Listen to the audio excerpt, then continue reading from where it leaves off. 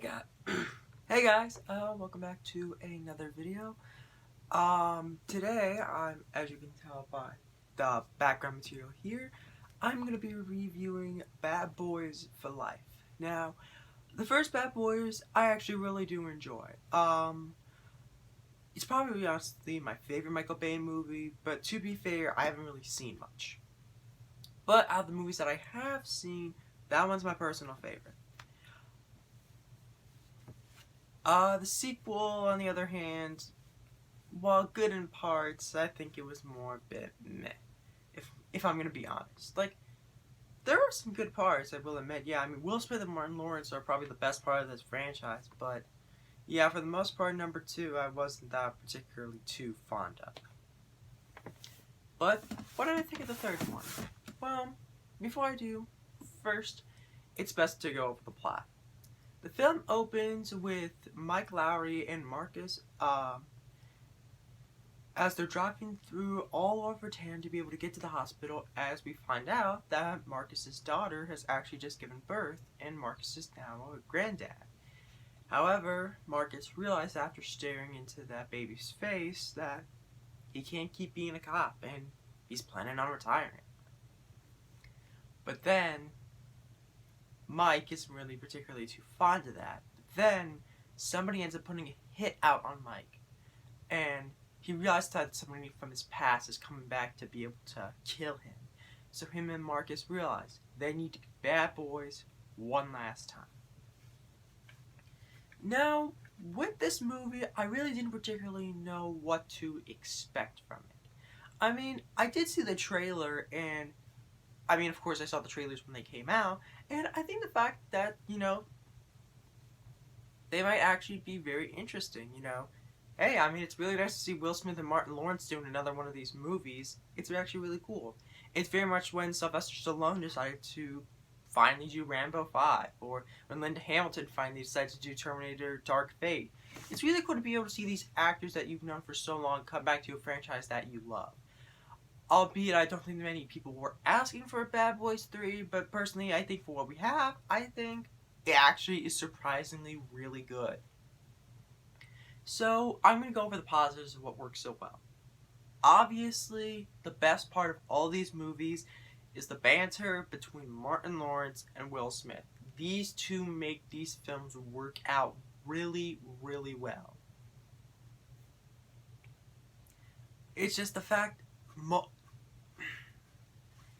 that they're given a lot of funny lines of dialogue to say, and the theater that I went to, mind you, was completely packed. Like, a lot of people went to go see this movie, probably because there wasn't really much else, and the audience, whenever there were specific moments that ended up coming out, they were just dying of laughter.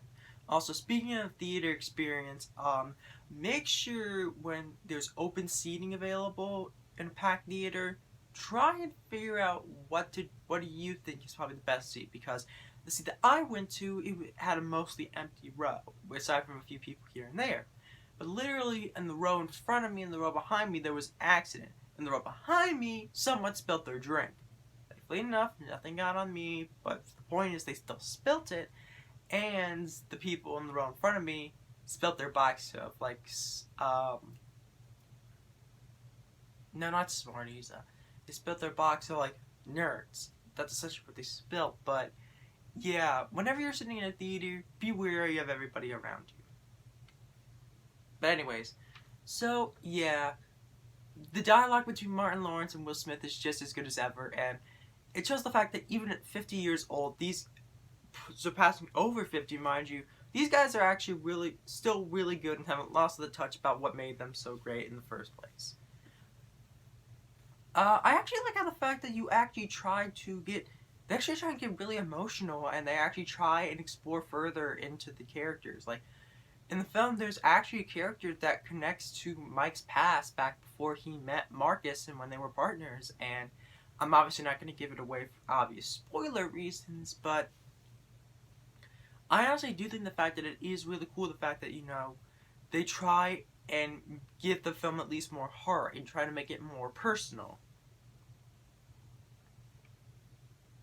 Plus, of course, the action sequences are always the best you know, the first off, I want to mention real quick the fact that this film was actually handled by two new directors. I'm forgetting what their names are, but I think they might be from Bulgaria, I think. But, yeah. And not only this, but this actually got a fresh score of Rotten Tomatoes. I'm pretty sure it's sitting at a 75 right now. And Bumblebee got a 92% when that was directed by Travis Knight. So I feel like the universe is trying to tell me something, but I just can't seem to figure out what. But yeah. Oh, and also I want to mention real quick, keep your eyes peeled because there's actually a Michael Bay cameo in the movie. So keep that in mind.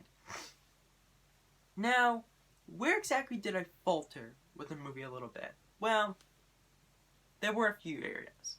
First off, I do want to mention the fact that while the film has a lot of stuff in it, like for example how Will Smith and Martin Lawrence, even though they're older, they have to work with this group of newbies called Ammo. Clever name. And you know, while they are likable and they are performed well enough, it very much feels like a lot of people that you've seen before, like the tech guy who doesn't want to get violent, the guy who's always a jerk and is always smart aleck, the stern leader who always wants them to be able to do things by the book, you know, characters like that. It's not like you haven't seen a lot of this stuff beforehand. And even a lot of the emotional beats of whether or not Marcus and Mike are going to stay together, like, you've seen stuff like this happen before in other films. So, that's probably my biggest critique in the fact that, you know, while the stuff that's handled in this film is done fine, it feels like it's been stuff that's been done before in other movies. And the music, I will admit, was fine. It's not like you haven't heard a lot of this stuff beforehand. In fact, the guy who ended up composing this movie also composed the music for Mission Impossible Fallout and Michael Bay's Six Underground for Netflix with Ryan Reynolds. So, it's not like you haven't heard this sort of style of music before. It's almost sort of akin to a Hans Zimmer score, if you will. Which, I get the fact is pretty decent, but once you've heard it enough times, it sort of kind of gets a bit repetitive. And then, of course, you know, like a lot of other films, they gelled the score with conventional pop songs, which doesn't always work when you try and put them together. But yeah, for the most part, I actually will admit, I really did enjoy this film. There were a lot of really good laughs. Martin Lawrence and Will Smith are obviously the highlight of the movie because they both work really well together. And of course, the action sequences themselves are still really, really good. So, for what we have for Bad Boys 3, I honestly think the fact that it's actually surprisingly enough pretty good. So, if I had to give Bad Boys for Life a final score, I would give it a 7 out of 10. While I will admit that it is okay, it definitely is way better than the fact that it has any right to be. Because, you know, they obviously put a lot of hard work into this, and people really weren't clamoring for Bad Boys 3, or at least the people that I've talked to. But for what we have, I'm actually really glad that I did see it. So, if you're looking for anything to watch come Martin Luther King Jr. weekend, this actually isn't that bad a choice. I mean, what else are you going to go see? Doolittle with Robert Downey Jr.? Yeah, that's what I thought. Well, anyways, guys, I hope you enjoyed the video.